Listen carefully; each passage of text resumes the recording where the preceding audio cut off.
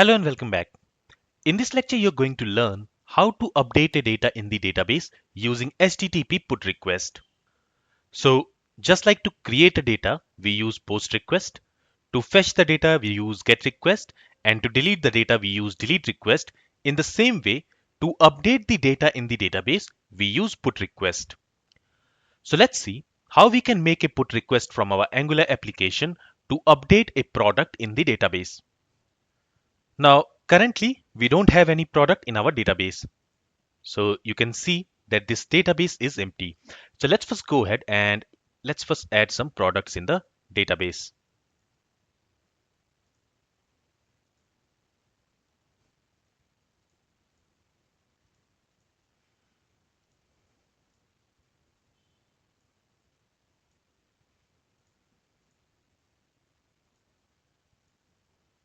So here we have added 3 products in the database, as you can see. Now let's go ahead and let's click on this fetch product button, and it will fetch all the products from the database and it will display it here in this table. Now if you notice, for each of these products, now I'm also displaying this edit button. So if I go to VS Code, if I go to appcomponent.html, here you will notice that here I have added this edit button. Now let's go ahead and let's bind a click event on this edit button. And to this click event, let's assign a method. And let's call this method onEditClicked. So when this edit button is clicked, we want to edit that particular product and we want to update its value in the database. So for example, when I click on this edit button, I should be able to edit and update the details of that product. In the same way, if I click on this edit button, then in that case, I should be able to edit and update the details of that product in the database. So here, we are going to edit the product based on its ID. Okay, so just like we are deleting the product based on its ID, in the same way, we are going to edit the product based on its ID. So to this onEditClick method, let's pass the ID of the product for which we have clicked the edit button. Okay, now let's go ahead and let's define this method in our app component class. So let me scroll down and here I'm going to create this method. And let's call the parameter here maybe ID, and it is going to be of type string. Now inside this method, there are few things which we want to do. The first thing which we want to do is we want to get the product based on its ID. Then when this edit button is clicked, we want to populate this form with the details of that product. So for example, when this edit button is clicked, we want to populate this form with these details. So here in the product name, it should have iPhone. In the description, it should have iPhone Pro 11. And in the product price, it should have $12.99. In the same way, if I click this edit button, in that case, in the product name field, we should have TV. In the description field, we should have LG TV. And in the price field, we should have this value 15,999. So we also want to populate the form with the product details. And when this edit button is clicked, we also want to change this value of this button from add product to update product. Okay. So let's go ahead and let's implement these 3 logics. Now to get the product based on its ID, we are storing the product in this all products array. Right. So let's go ahead and access this all products property here. Let's say this dot all products, and on this I'm going to use this find method. Now we use find method to find an element in an array based on a given condition, and this find method will return the first element from that array which satisfies the condition. So to this find method we need to pass a callback function, and this find method is going to iterate over this array, and for each iteration it will pass the current element to this callback function. So here let's call that current element P, and in the body let's go ahead and let's write the condition. So let's say if p.id here, because we know that this all products array is going to store an array of products, and each product has this ID property. So for each iteration, in this P variable, we are going to receive the product, and we are going to check if the ID of that product matches this ID. Okay, so here in the body, we are writing a condition. Now, whichever element in this products array satisfies this condition first, that element will be returned by this find method. Okay, so here we also need to use this return keyword. Now, we also know that this ID is going to be unique for each of the products. So we know that there will be only one element in this array which will satisfy this condition, and that element will be returned by this find method. So let's go ahead and let's store that element in a variable, and let's call it maybe current product. All right, and just to test it, let's go ahead and let's log this current product. Let's save the changes. Let's go to the web page. Let's open developer console here, clear everything, and let me click on the edit button of this last product. So here I click on this edit button, and you will notice that that product has been logged here in the console.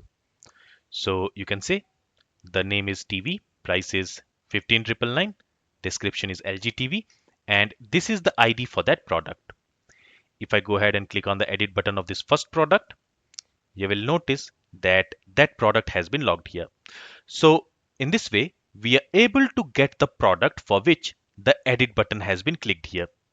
Now we need to populate the details of that product in this form. Now this form, we have created this form using template driven approach. So if I go to VS Code, here you will notice that on this form, we have specified a local reference variable, and to it we have assigned this ng form. Then for each of these elements, we have provided a name attribute, and we have also used this ng model on each of these form elements. So here in the component class, let's go ahead and let's create a property. Let's call it form, and it is going to be of type ng form. Now to this form variable, we want to assign this form. Okay, this form which we have created here. So for that, what we are going to do is we are going to decorate this form with @viewChild decorator.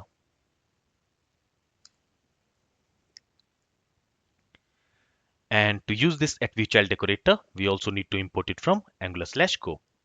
Now to this @viewChild, we need to pass the local reference variable. So here the local reference variable is this products form. So let's pass it here. So now this viewChild decorator will assign this form with this local reference variable to this form property. So in this way, we have access to this form. Now we want to set some value for these form controls. So for that, we can use setValue method, right? So here, let's go ahead and let's access this form property. For that, let's say this.form, and this form is going to have a setValue method. Okay, so we have learned that we use setValue method to set the value for the form controls. And to this setValue method, we need to pass an object.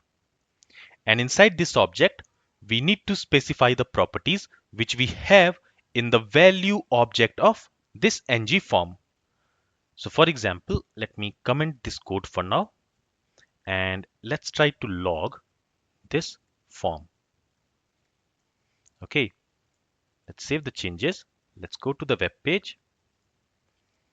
Let me clear everything, and let me click on this edit button. So here you will notice that this ng form object has been logged here. And if I expand this ng form, we should have a value property here, which is an object. And this object has this description, pname, and price property. And these properties are nothing but the name for these form controls. So here you can see these are nothing but the name for the form controls. So here inside this object, we need to specify those properties and then we can set some value for those properties. So here we are going to have a pname property. For now, to this property, let's assign test. In the same way, we are also going to have a description property. Again, let's say test, and we are also going to have a price property. And let's set the price property to maybe 100. Okay, let's save the changes. Let's go to the web page. And now if I click on this edit button, you will notice that this form has been populated with those values. And if I expand this ng form and this value property, you will notice that to these properties, that value has been assigned. Now, instead of assigning these hard-coded values here, what we want is we want to assign the product name, product description, and product price of the product for which the edit button has been clicked. And we have that product inside this current product variable. So here we can say current product dot pname.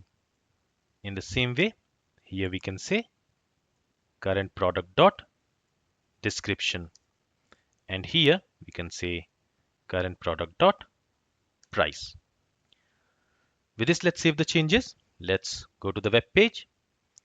Let me close this here.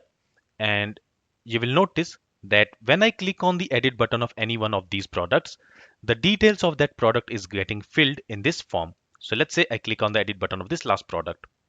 So you will notice that the details of that product has been populated here in this form. In the same way, if I click on this edit button, then the details of that product has been populated here in this form.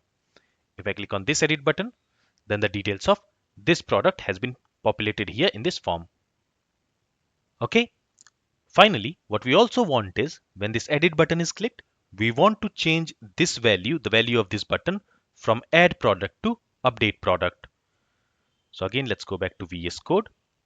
Here, I'm going to create one more property and let's call this property edit mode. It is going to be of type Boolean and initially let's set it to false. And when the edit button is clicked, we want to set this edit mode to true. So here let's say this dot edit mode equals true. And now we are going to use this property in our view. So here let's go to app component.html. And here we are displaying the value for that button, which is currently add product. Now here, instead of displaying this hard-coded value, I'm going to use string interpolation. And here, let's use this property name, which is edit mode.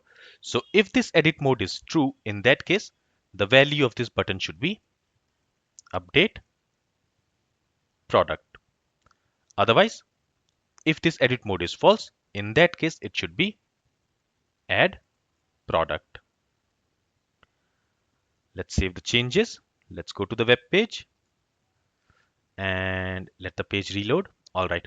So if I click on this second product, the details of that product has been populated in this form, and you will notice that the value of this button has also changed to update product. All right. Now here, if you notice, for adding the product and updating the product, we have same button. And when this button will be clicked, this button is of type submit. So if I go to VS Code, you will notice that this button is of type submit. So when this button will be clicked, here we are handling this ng submit event.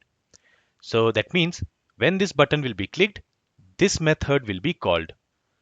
And we are using this method to create a new product in the database. And since now this button will be used for both adding the product and updating the product, in the same method, we will have to write the logic to add the product as well as to update the product.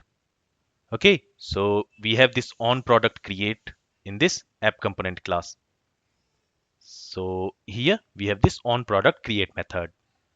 And here we have also created this edit mode property. Now, if this edit mode property is false, in that case, this button will be add product. So in that case, we want to create a new product in the database. But if this edit mode is true, that means this button will be update product.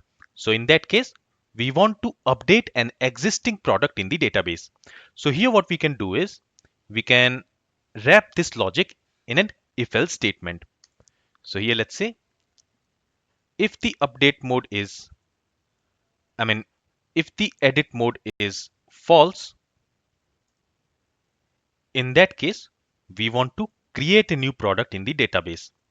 But if the edit mode is true, in that case, we want to update the product in the database. Okay, so in this service class, let's go ahead and let's create a method for updating the product in the database. Let's call it update product. Now here, just like we are deleting a product based on this URL, based on the ID of that product, in the same way, we are going to update the product based on its ID. And to update a product, we use put method. So let's first access the instance of HTTP client, which is this HTTP property. And on this, let's call put method. And this put method has two required arguments. The first argument is the URL where we want to update the product. And for the URL, I will copy this URL here and I will specify it here. Then the second argument here is the values which we want to update in the database. So here let's go ahead and let's call it value. Now here we don't have a value for this ID or this value. So let's say we are going to receive this ID and this value as an argument for this method. So here let's specify the ID, which is going to be of type string, and let's specify the value, which is going to be a product. So let's use this product model here. And finally, this put method is again going to return an observable. So we also need to subscribe to that observable. So here, let's simply go ahead and subscribe to that observable. All right, now let's go ahead and call this method from our app component class. So when the edit mode is true, in that case, we want to edit the product. We want to update the product in the database. So here, let's say this dot product service dot update product. And to this update product, we need to pass the ID of the product which we want to update as well as the product object. Now, where do we have the ID? We don't have the ID of the product which we want to update here in this method, right? So what I'm going to do is, again, I'm going to create a new property and I'm going to call this property current product ID, going to be of type string. And here inside this on edit clicked, here we have the ID, right? So inside this method, when the edit button is clicked, let's also go ahead and let's set the current ID property. So let's say this dot current product ID equals this ID. Okay, and I will comment this console.log statement here. And now let's go ahead and let's pass this current product ID to this update product method.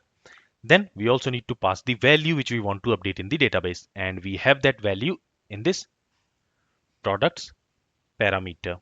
Let's pass that. Let's save the changes. Let's go to the web page and let's see if our update logic is working or not. So let's say I want to edit this first product. So for that, I will click on this edit button. This form is populated with the details of that first product. Now here from iPhone Pro 11, I will change it to iPhone Pro 12. And let's say I also want to change the price here. So let's say the price is going to be $14.99. Now before updating the product, let's see this product in the database. So currently it is iPhone Pro 11 and the price is $12.99. Now I will update this product.